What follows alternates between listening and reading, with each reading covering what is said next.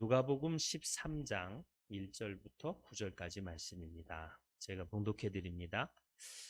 그때 마침 두어 사람이 와서 빌라도가 어떤 갈릴리 사람들의 피를 그들의 제물에 섞은 일로 예수께 아뢰니 대답하여 이르시되 너희는 이 갈릴리 사람들이 이같이 해 받음으로 다른 모든 갈릴리 사람보다 죄가 더 있는 줄 아느냐? 너희에게 이르노니 아니라. 너희도 만일 회개하지 아니하면 다 이와 같이 망하리라. 또 예루살렘 망대가 무너져 치어 죽은 18사람이 예루살렘에 거한 다른 모든 사람보다 죄가 더 있는 줄 아느냐? 너희에게 이르노니 아니라. 너희도 만일 회개하지 아니하면 다 이와 같이 망하리라. 이에 비유로 말씀하시되 한 사람이 포도원에 무화과 나무를 심은 것이 있더니 와서 그 열매를 구하였으나 얻지 못한지라.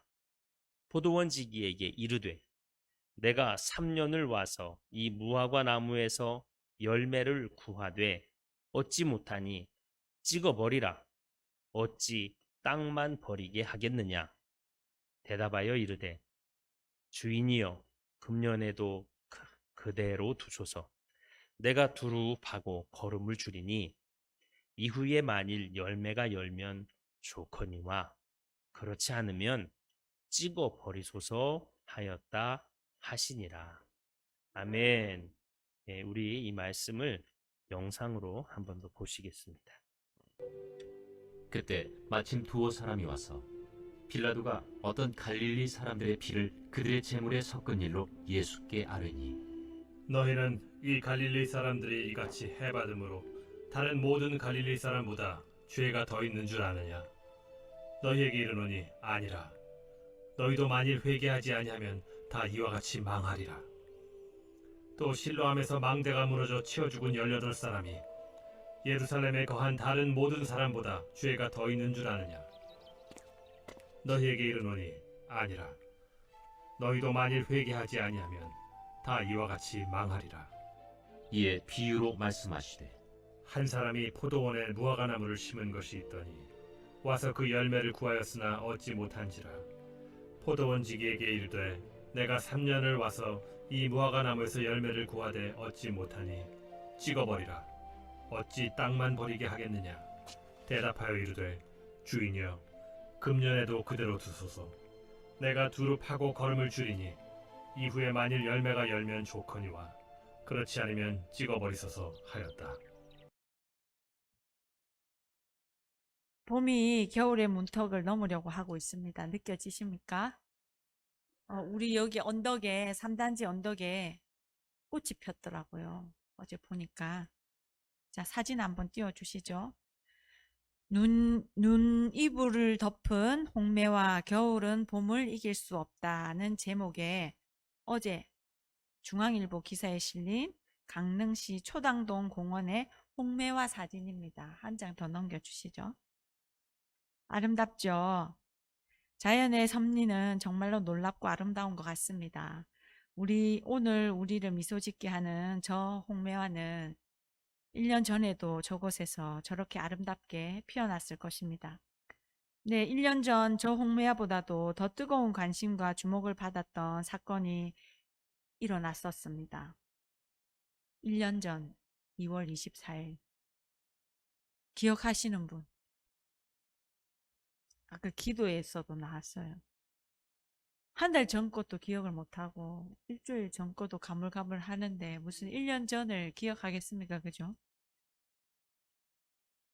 자, 근데 그 일은 그때 한 번으로 끝난 것이 아니고 지금까지 계속되고 있다는 것입니다. 바로 우크라이나와 러시아 간의 전쟁입니다. 사진 넘겨주시죠. 러시아가 우크라이나를 침공한 지 만 1년이 되었습니다.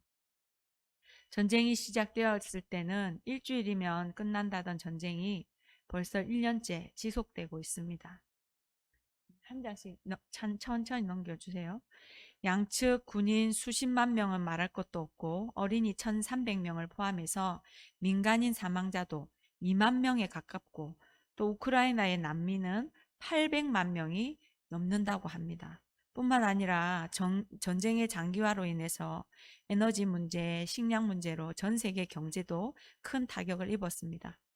그런데 문제는 전쟁이 아직도 끝날 기미가 보이지 않고 있다는 것입니다.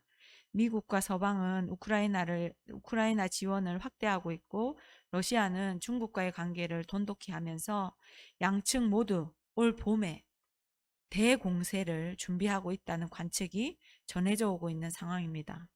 이런 와중에 또 충격적인 사건이 발생했습니다. 자, 사진 보여주시겠습니다. 지난 2월 6일 튀르키예와 시리아를 강타한 강한 지진, 그래서 강진이라고 하죠. 엄청난 지진이 일어났습니다. 튀르키예 재난국은 현지 시간 2월 24일 강진 발생 후 누적 사망자가 44,200여 명으로 집계되었다고 밝혔고 시리아 당국은 최근 발표한 사망자 수가 5,900여 명에 달한다고 밝히고 있습니다. 양국의 총 사망자 수는 5만 명을 지금 현재 넘어가고 있습니다. 2월 4일에 지진이 일어났고 얼마 전에도 또 한 번 일어났죠. 지금 사망자 수만 5만 명이 넘었어요. 이 지진으로요.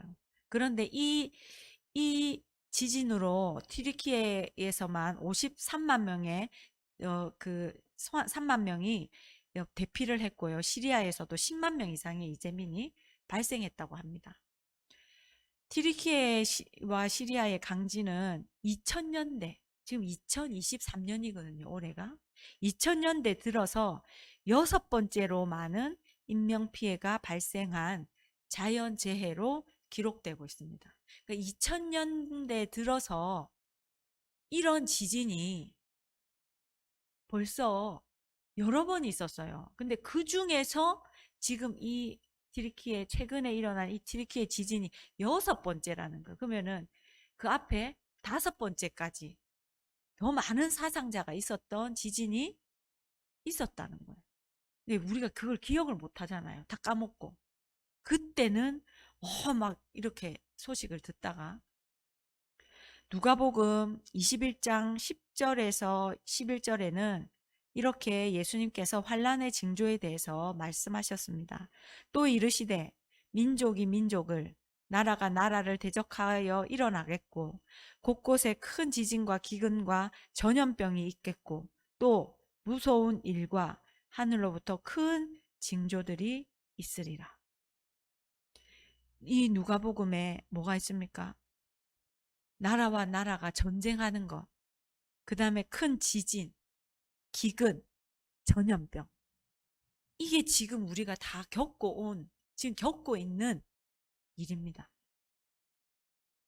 저는 코로나에 이어서 우크라이나 전쟁, 그리고 튀르키예에 발생한 지진을 생각하면서 이 모든 역사를 주관하고 계시는 하나님을 한번 떠올려 봤습니다. 하나님께서는 왜 전염병을, 또 전쟁을, 또 이 수만 명의 사망자가 발생하는 큰 지진을 허락하고 계실까? 어리석고 우매한 제가 어떻게 하나님의 마음을 알 수 있겠습니까? 불가능한 일이라고 생각합니다. 그런데 친절하신 하나님은 저의 이 질문에 오늘의 본문이 생각나게 하셨습니다. 특별히 마태복음 13장 4절에서 5절 말씀입니다. 또 실로암에서 망대가 무너져 치어 죽은 18사람이 예루살렘에 거한 다른 모든 사람보다 죄가 더 있는 줄 아느냐? 너희에게 이르노니 아니라. 너희도 만일 회개하지 아니하면 다 이같이 망하리라. 지진으로 수많은 건물이 무너졌습니다. 그리고 그 건물에 깔려서 5만 명이 넘는 사람이 죽었다는 소식을 우리는 듣고 있습니다. 그런데 그 지진으로 말미암아 죽은 그 사람들에 대해서 하나님은 너희에게 이르노니 너희도 만일 회개하지 아니하면 이같이 망하리라 라고 말씀하시는 거예요. 지진으로 깔려 죽은 사람이 너보다 더 죄가 많아서 그렇게 깔려 죽은 줄 아니? 아니야. 너도 회개하지 않으면 그 사람들이 죽은 것은 그 사람들의 죄 때문이 아니야. 그런데 기억해. 네가 회개하지 않으면 너는 심판받을 거야. 이렇게 말씀하시는 거예요. 이 말씀은 누가복음 1장에서 13장 1절에서 9절까지 이어지는 말씀이에요. 누가복음 13장 1절에서 9절까지가 통으로 본문을 봐야 예수님이 무슨 말씀을 하고 계시는지 알 수가 있어요. 특별히 6절에서 9절 말씀은 열매 맺는 삶에 대한 이야기로 많은 경우에 열매 맺는 삶, 이것을 다룰 때 많은 설교 본문으로 다루어지고 있는, 그래서 여러분이 많이 들었던 그런 말씀입니다. 열매에도 여러 종류가 있죠. 성령의 열매도 사랑이랑 화평, 온유, 자비, 양성, 충성, 온유, 절제 이렇게 해가지고 성령의 열매만 해도 여러 가지가 있어요. 그러니까 열매라고 할 때, 우리가 믿음의 열매라고 할 때 열매의 그 종류가 참 많아요. 근데 본문에서는 어떤 열매를 맺어야 하는가, 그것에 대해서 1절에서 5절까지를 보면 6절에서 9절까지의 열매가 무엇인지 정확하게 알 수 있어요. 근데 이 열매를 맺지 않으면 6절에서 9절 그 포도원에 심기운 이 무화과 나무에 대해서 하나님은 정확하게 얘기하고 계세요. 예수님도 동일하게 열매 맺지 않으면 찍어버림을 당하게 될 것이다. 열매 맺지 않으면 찍어버림을 당하게 될 것이다. 두 번 연거푸 이 본문에서 강하게 경고하고 있습니다. 본문 1절입니다. 그때 마침 두어 사람이 왔어요. 예수님께 왔어요. 그리고 총독 빌라도가 어떤 갈릴리 사람들의 피를 그들의 제물에 섞은 일에 대해 예수님께 질문을 했습니다. 본문에서 말하는 그때가 언제인지 바로 앞을 보면 몰라요. 바로 앞이 아니라 성경 2장을 딱 넘겨보시면 11장이 나옵니다. 11장 37절과 53절을 보면 37절부터 53절을 읽어봐야 그때가 언제인지 정확히 알 수 있어요. 그래서 2장을 딱딱 넘겨보시면 37절에는 예수님께서 바리새인의 집에 초대를 받아서 점심을 잡수시러 그 집에 들어가십니다. 그리고 그 집에서 예수님께서 여러 말씀을 하세요. 그리고 53절에는 그 집에서 예수님께서 나오시는 장면으로 이렇게 이어집니다. 예수님이 한 바리새인의 집에서 식사하신다는 소문이 아마 예루살렘에 막 다 퍼졌나 봐요. 다 퍼졌어요. 제가 이 본문을 읽으면서 여기 보면 실로암 망대라는 이야기가 나오잖아요. 그죠? 예수님이 그 말씀을 하시는 그 장면을 보면서 제가 실로암에를 갔잖아요. 할렐루야. 여러분 꼭 실로암을 한번 갈 수 있는 기회가 여러분에게 있었으면 좋겠어요. 저는 우리 예수님을 믿는 사람들이 기회가 된다면 예수님이 사셨던 곳, 그리고 뭐 갈릴리, 이렇게 성경을 배경으로 한 땅을 우리가 가서 보고 그때 어땠을까? 그때 왜 여기서 이 말씀을 했을까? 그때 지형, 그때 상황들을 이렇게 지금과 똑같지는 않지만 많은 부분이 남아있는 부분들이 있기 때문에 좀 도움이 되는 것 같아요. 그래서 제가 이 성경 본문 읽으면서 실로암 막내, 내가 실로암에 갔었는데 저는 사진을 찍은 것처럼 지금도 제 눈앞에 그 장면이 펼쳐져 있어요. 아주 인상 깊었기 때문에 그 가기 전에 한참 걸었거든요. 꼴목꼴목 막 걸었던 그 기억과 실로암 앞에 넓은 이 공터 같은 땅이 있고 실로암 못이요. 우리가 생각하는 우리는 연못 하면 우리나라가 생각하는 연못이 있잖아요. 그런 연못이 아니에요. 실로암은 마치 큰 강처럼 그곳이 큰 강처럼 그거를 팠어요. 수로처럼 그렇게 팠어요.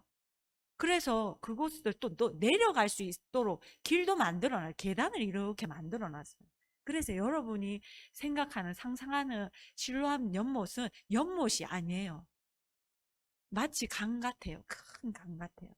그런 곳인데 거기가 이제 예루살렘 성벽과 맞닿은 곳이다 보니까 거기에 망대를 지었던 것 같아요. 왜? 적이 쳐들어오면 그것을 감시해야 되니까.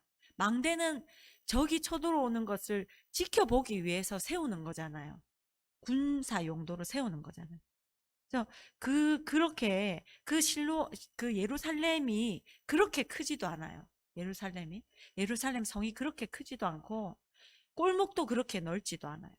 그런데 그곳에 어느 바리새인 집에 예수님이 들어가셨잖아요. 그리고 거기서 식사 시간이 우리처럼 10분, 20분, 30분이 아니 그 사람들의 문화는 막 2시간씩, 3시간씩 이렇게 밥을 먹기 때문에 그 예수님이 거기 들어갔다는 소문이 아마 예루살렘에 막 퍼졌던 것 같아요. 그런데 이 막 퍼지니까 사람들이 그 소문을 듣고 몰려들었는데 이 몰려들었을 때 사람들이 얼마나 몰려들었는지 12장 1절에는 그 수가 서로 밟힐 만큼 되었대요. 수만 명이 모였고 그 수가 수만 명이 되었고 그 서로 밟힐 정도로 막 이 사람들이 막 온몸이 이렇게 낑겨가지고 이렇게 모였던 거예요. 그러니까 우리가 그 이태원의 참사가 그래서 일어났잖아요. 여기 그렇게 얘기하는 거예요. 서로 밟힌 만큼이 바로 그거예요.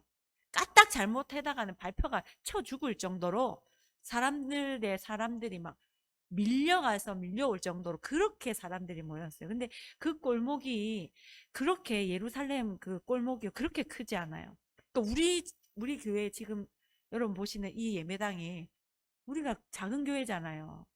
근데 요 예배당 요거를 골목으로 비유하면 이 골목은 굉장히 넓은 골목이에요. 거기서 그 정도로 예루살렘 골목이 넓지 않아요.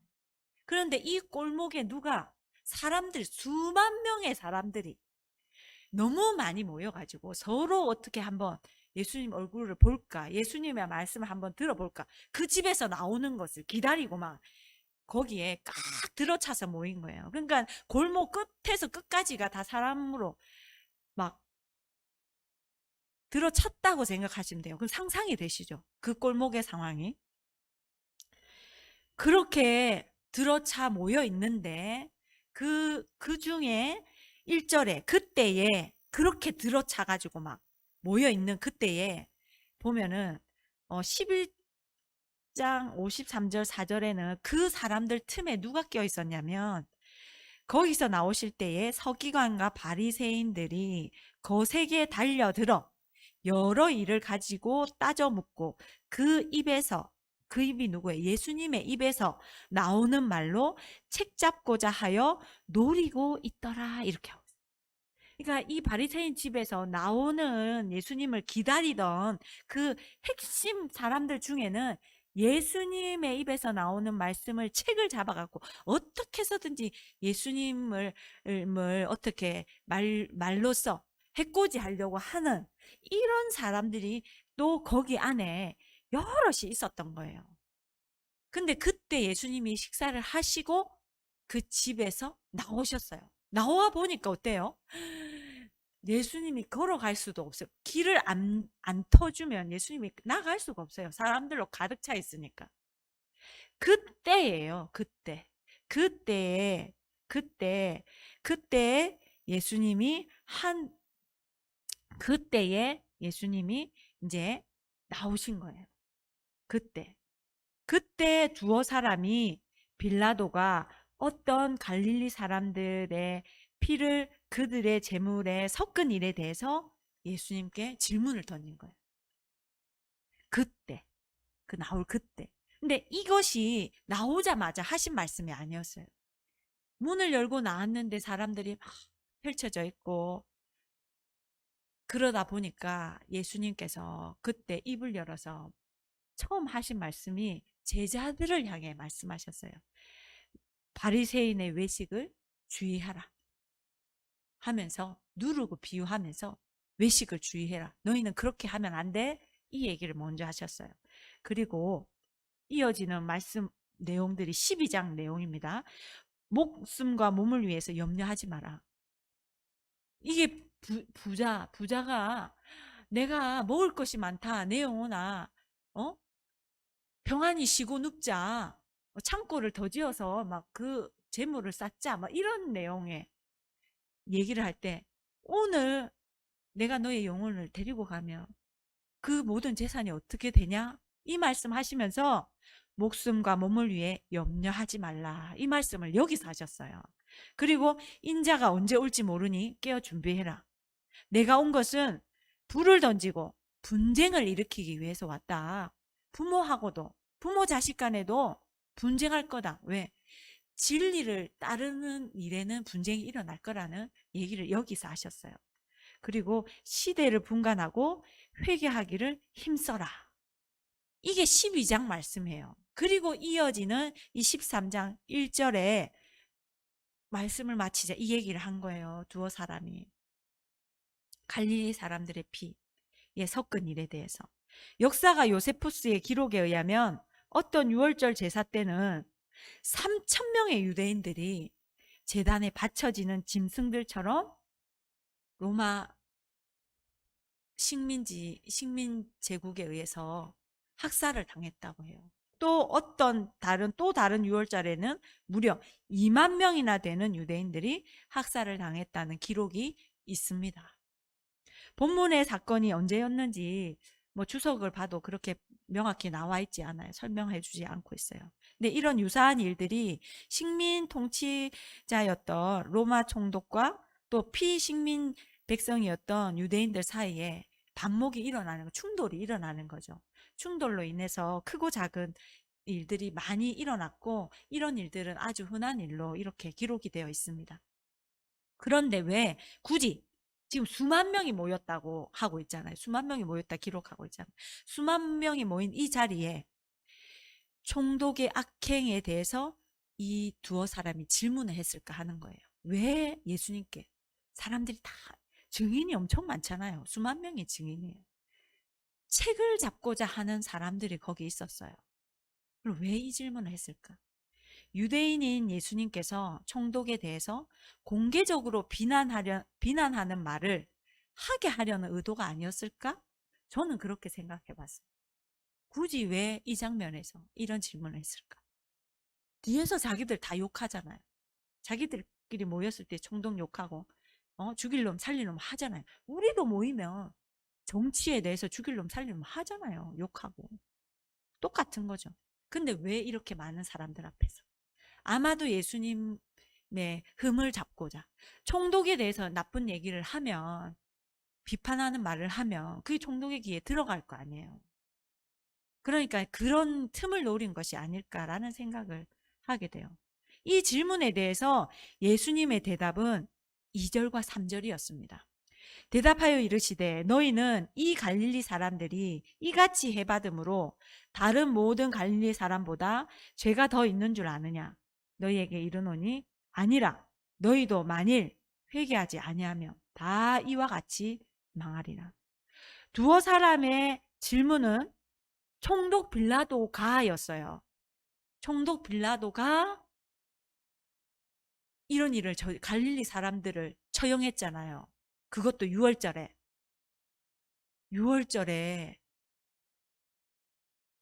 이런 일을 저지르면 안 되게 돼. 6월절이 부정해지잖아요. 6월절은 하나님이 정한 절기이기 때문에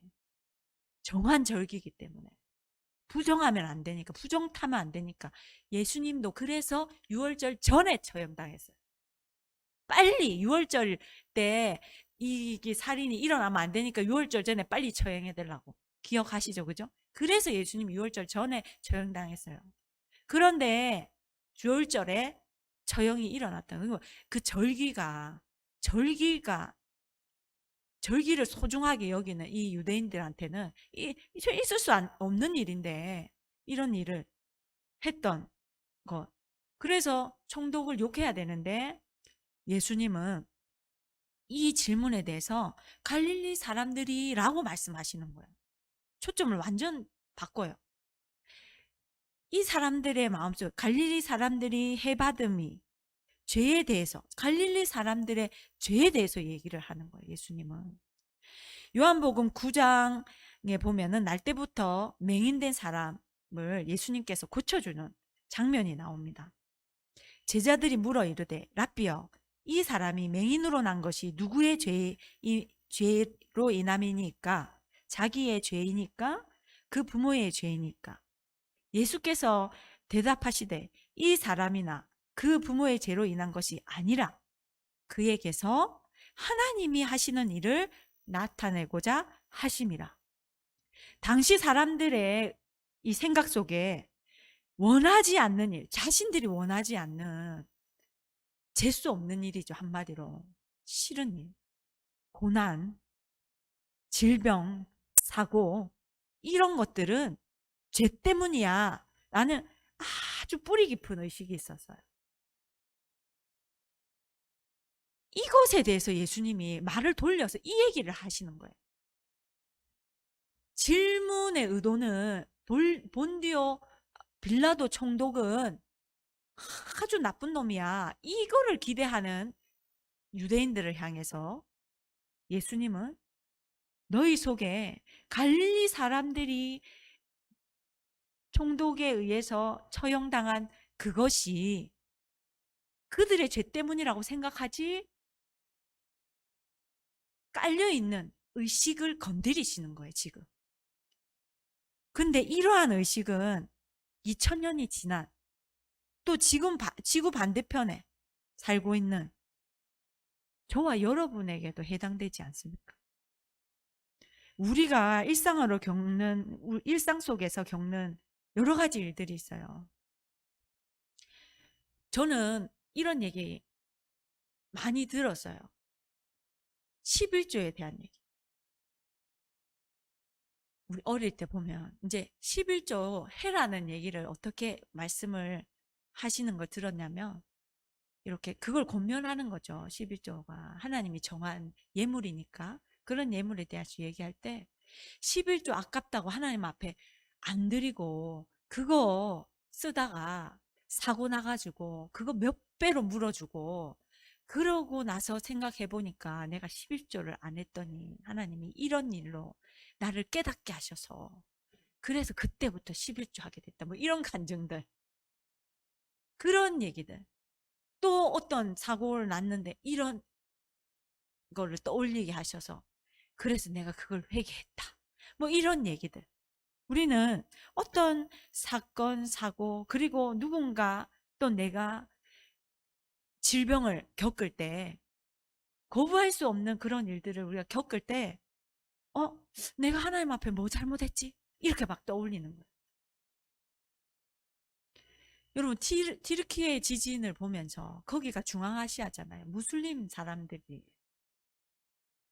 시리아도 무슬림 사람들이에요. 그들이 겪는 이 지진을 보면서 무슬림들에 대해서 하나님이 심판하고 계시는 거야. 막 대놓고 떠들진 않지만 혹시 하나님 심판하시는 거 아닐까? 이런 생각을 잠깐이라도 해보지 않으셨습니까?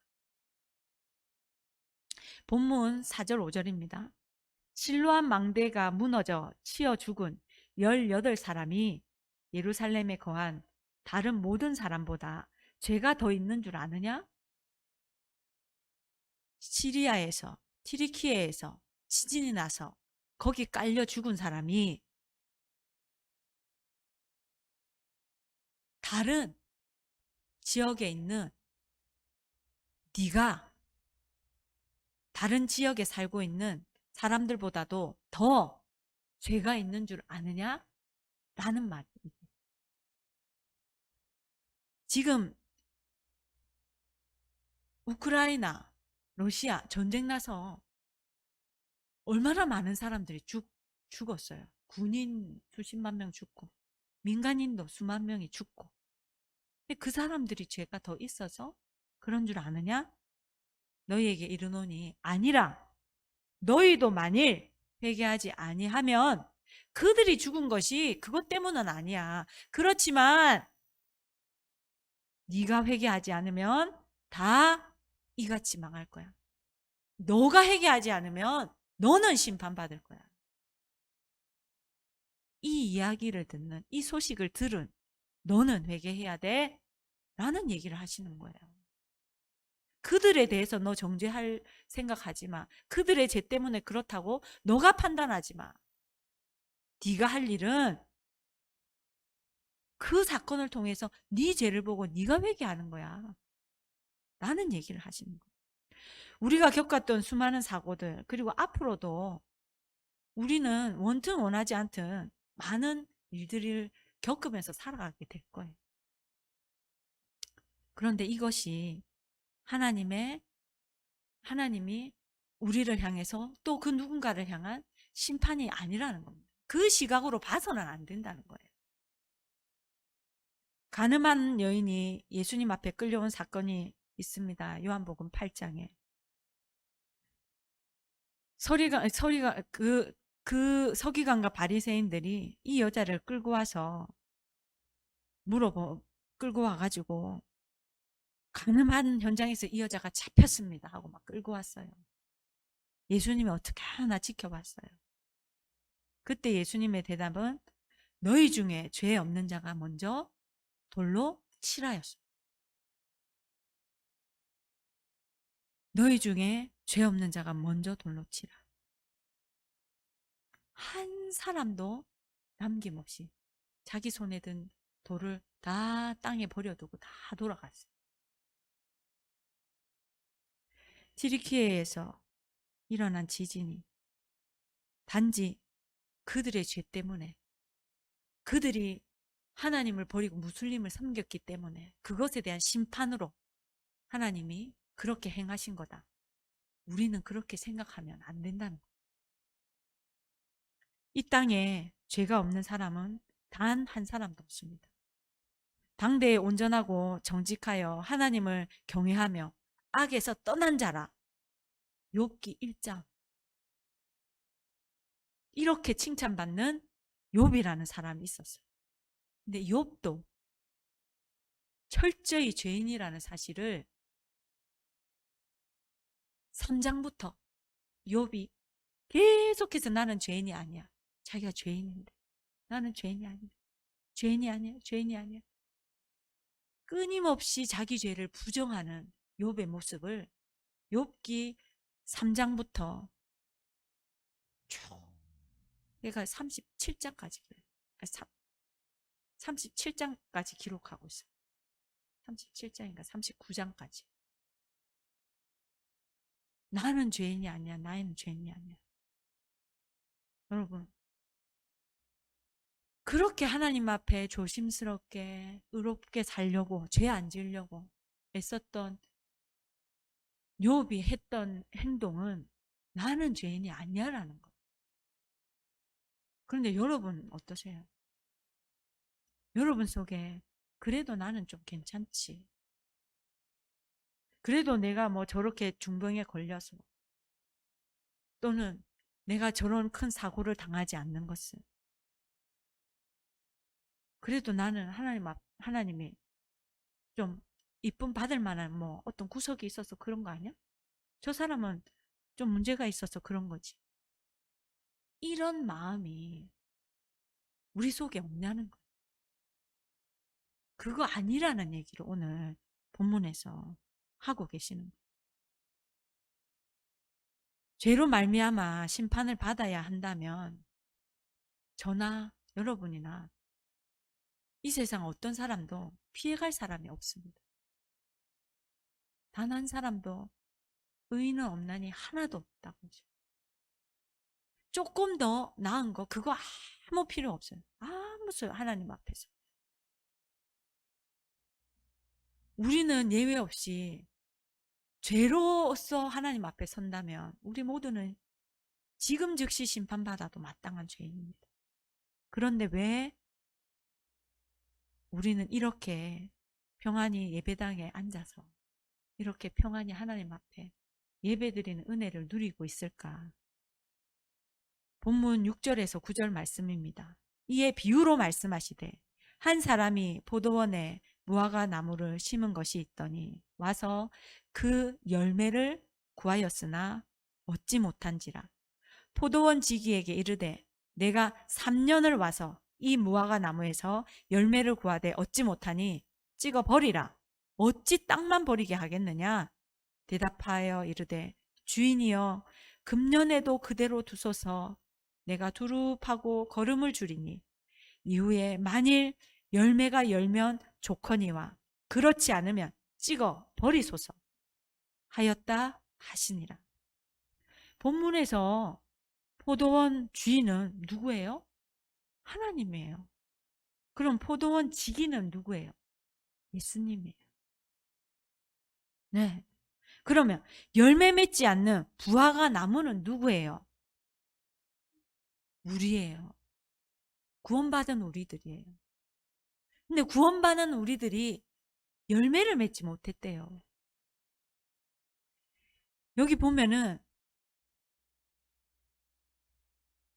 열매를 구했어요. 포도원 지기에게 이르되 열매를 구한 시간이 얼마나 됐냐? 3년을 와서 구했대요. 근데 통상 우리가 과실수가 과실수 심자마자 열매 안 맺잖아요.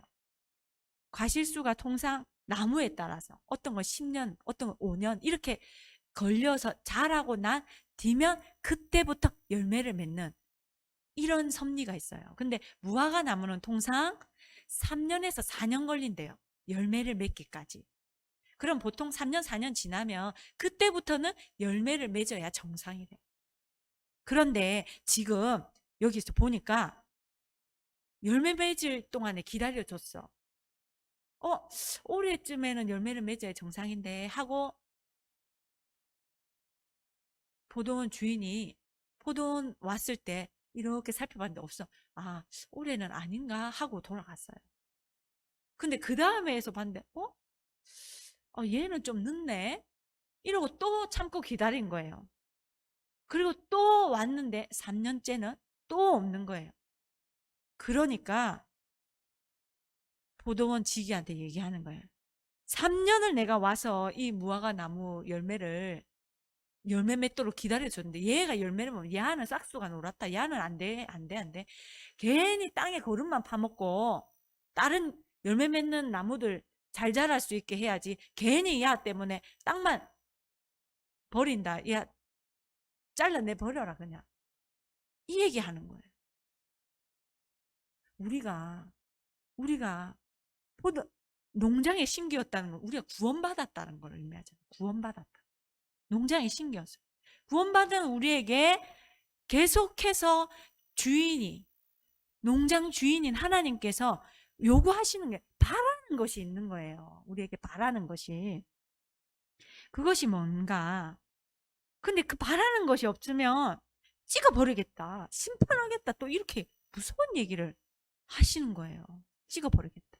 근데 이 무서운 얘기를 한번 포도원 주인만 하지 않았어요.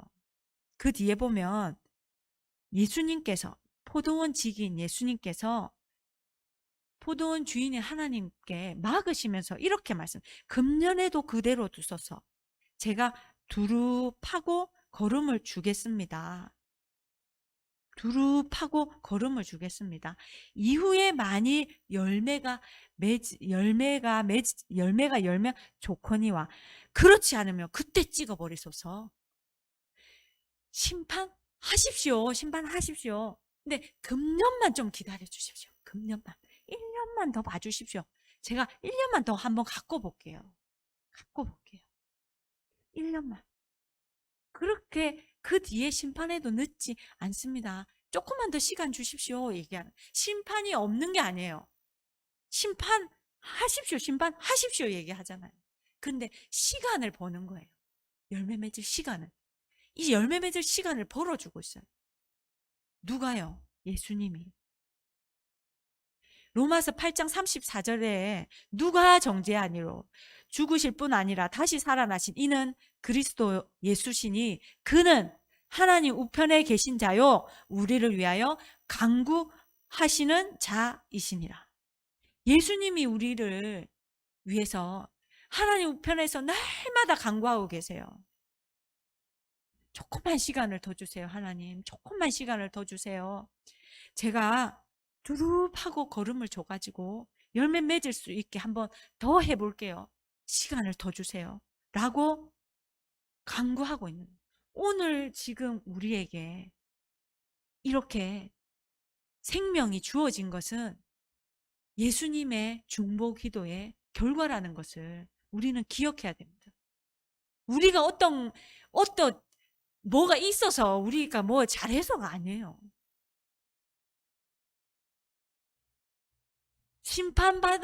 심판받는 것 같이 보이는 그 사람들보다 우리가 더 의로워서 우리가 지금 여기에 있는 것이 아니라 우리를 중보하시는 예수님의 중보로 말미암아 그 생명이 연장되어서 오늘 우리가 살아가고 있다라는 사실입니다. 그러면 예수님은 우리가 어떤 열매를 맺기를 원하셔서 우리에게 오늘도 이 시간을 주고 있느냐는 거예요. 오늘도 저와 여러분이 어떤 열매를 맺기를 원하시기에 이것이 너무나 중요해서 본문에 2번이나 연거푸 똑같은 말씀이 기록되어 있어요. 그것이 바로 3절과 5절이에요. 3절과 5절에 토시 하나 바뀌지 않고 똑같은 말씀이 2번 기록되어 있어요. 읽어드리겠습니다. 너희에게 이르노니 아니라 너희도 만일 회개하지 아니하면 다 이같이 망하리라. 너희에게 이르노니 아니라 너희도 회개하지 아니하면 다 이같이 망하리라. 회개하지 아니하면 너도 심판받아. 그러니까 정신 차리고 회개해야 돼. 내가 하나님 아버지 앞에 너 살려달라고 기도하고 있어. 한 번 더 기회를 달라고 기도하고 있어. 너 회개해야 돼.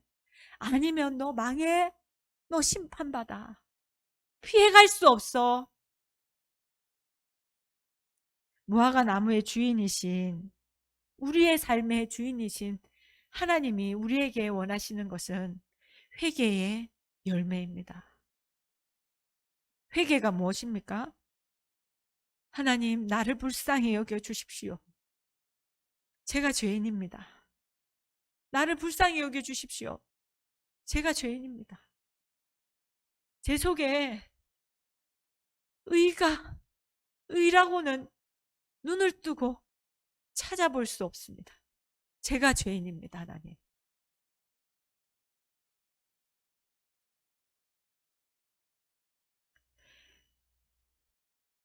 내가 겪는 고난이나 지구 반대편에 사는 사람들이 겪는 고난을 우리가 대할 때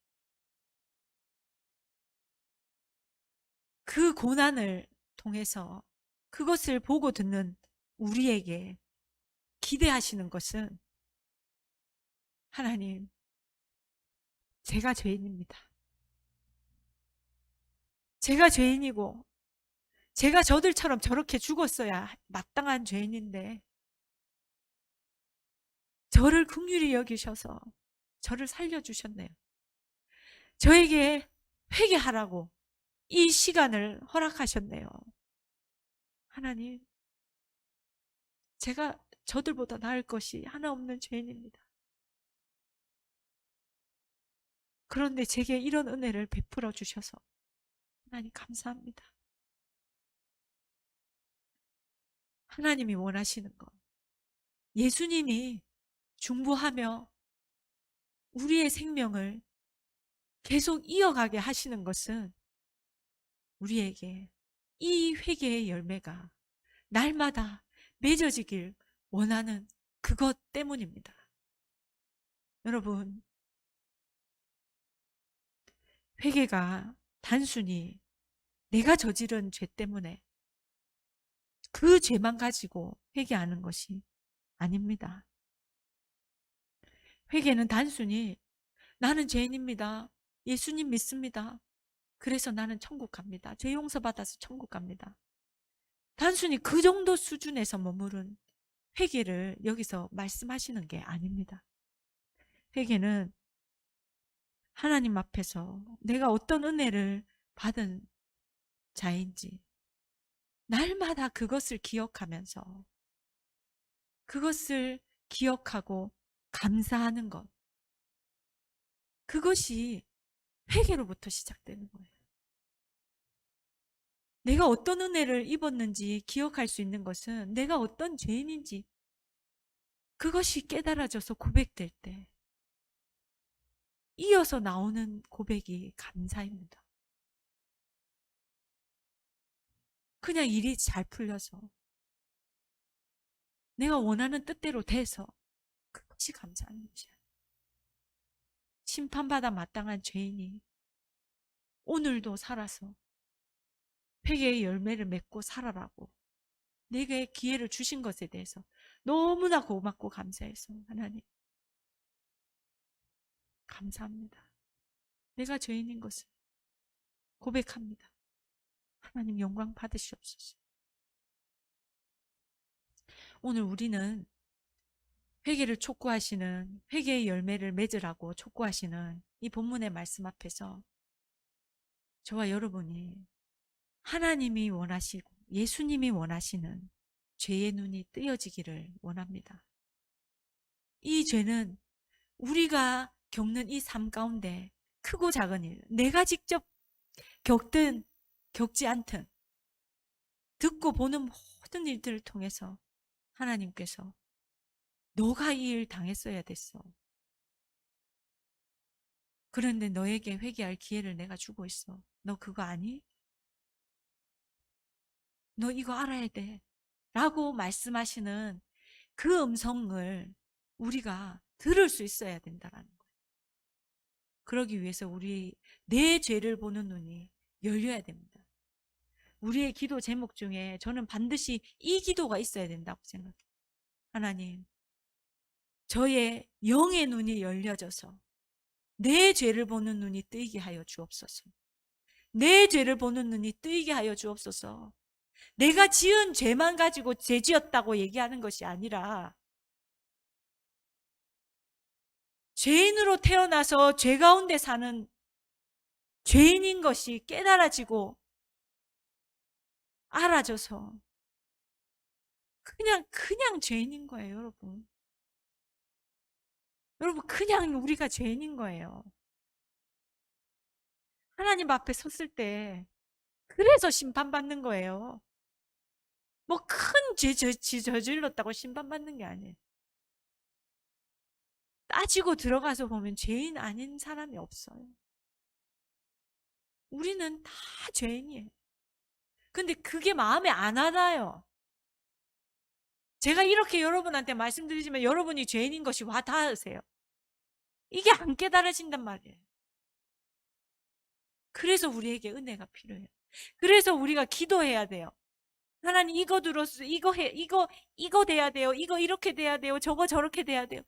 이 기도만 할 게 아니라 내 자신을 위한 기도. 하나님, 내가 하나님 앞에 철저한 죄인인 것에 대해서 제가 깨달아지게 해주세요. 제가 하나님 앞에 고개를 들 수 없는, 하나님의 은혜가 아니면 하루도 살아갈 수 없는 죽어 마땅한 죄인인 것. 그 죄 때문에 예수님이 죽으셨는데 하나님, 이 그 죄 때문에 죽었다고 하는데 제가 그게 깨달아지지가 않아요. 그냥 나는 그냥 쏘쏘 그냥 그런 대로 괜찮은 사람이에요. 더 괜찮아지고 있는 것 같고 더 멋있어지고 있는 것 같고 내 죄가 그렇게 깨달아지지. 너무너무 저는 당당하고 멋있어지는 거예요. 죄에 대해서 눈이 뜨여지면 우리는 겸손할 수밖에 없습니다. 겸손해라고 해서 겸손해지지가 않아요. 겸손해져요, 그냥. 내가 어떤 사람인지 알기 때문에. 그래서 오늘 여러분, 우리가 함께 기도했으면 좋겠습니다. 하나님, 제가 심판받아서 죽어 마땅한 죄인인데, 어쩌면 우리 집이 무너져서 제가 깔려 죽어도 제가 할 말 없는 사람인데, 제가 오늘 살아서 이렇게 하나님 앞에 예배드릴 수 있는 것은 나에게 회개의 열매를 맺으라는 하나님의 은혜입니다. 그런데 제가 죄인인 것이 정말 가슴 깊이, 정말 이 심장 깊이 그렇게 깊은 내면까지 깨달아지지는 사실 않습니다. 하나님 도와주십시오. 제가 죄인인 것이. 그래서 제가 죄인인 것이 깨달아져서 하나님의 은혜가 은혜 될 수 있도록 하나님 저를 도와주십시오. 저의 영의 눈을 열어주십시오. 죄가 무엇인지 보이고 깨달아지게 해주십시오. 우리가 오늘 이 기도를 했으면 좋겠습니다. 그래서 오늘 본문의 이 말씀,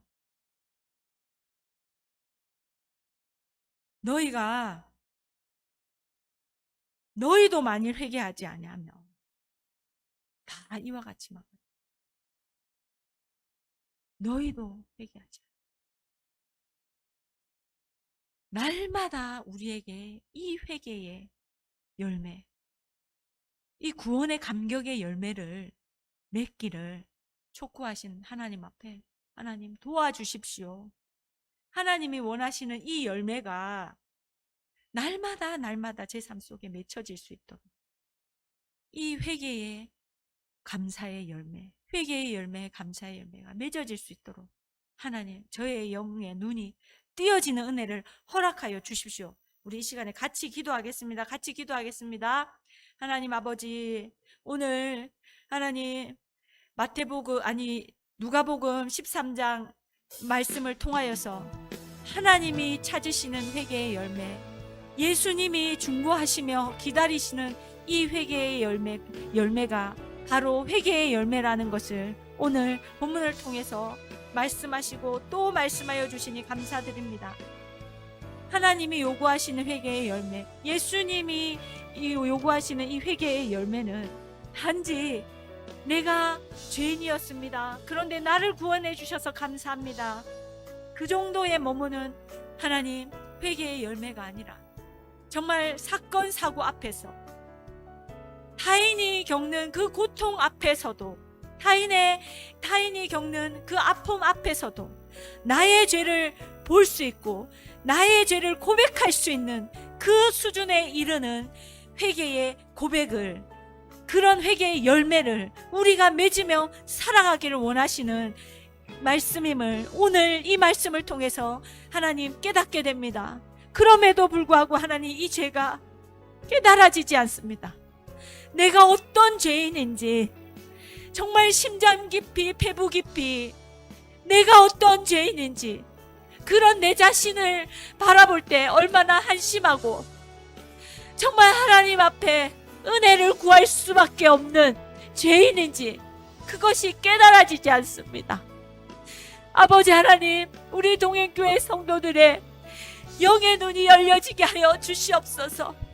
마음의 눈이 열려지게 하여 주옵소서. 그리하여서 죄에 대하여 깨닫는 은혜를 허락하여 주시옵소서. 죄에 대하여 깨닫는 은혜를 허락하여 주시옵소서. 하나님 아버지, 우리가 율법 교사와 바리새인과 사두개인과 제사장들처럼 그렇게 율법적인 기준과 가치 안에서 하나님을 믿는 믿음의 삶을 사는 것이 아니라 하나님이 원하시고 예수님이 원하시는 그 회개의 열매, 정말 하나님 가슴을 찢으며 날마다 고백해도 눈물 뿌려 회개할 수밖에 없는, 날마다 감사하다고, 이 죄인 구원하여 주셔서 감사하다고 고백할 수밖에 없는 그러한 우리 자신의 죄가 얼마나 우리 자신이 얼마나 큰 죄인인지 그것을 깨달아 아는 은혜 가운데 나아갈 수 있도록 하나님, 우리 동행교회 하나님 성도들 한 사람 한 사람에게 성령으로 말미암아 깨달아 아는 은혜를 허락하여 주옵소서. 우리에게 보혜사 성령님을 보내주셔서 보혜사 성령님으로 말미암아 예수님의 말씀이 하나하나 생각나고 깨달아져서 너희로 알게 할 것이라 예수님 약속하셨사오니 이 약속의 말씀이 우리 동행교회의 성도들 한 사람 한 사람에게 모두 다 성취되어질 수 있도록 하나님 역사하여 주시옵소서. 하나님, 그렇게 역사하신 하나님을 찬양하고 기대합니다. 예수님 이름으로 기도드립니다.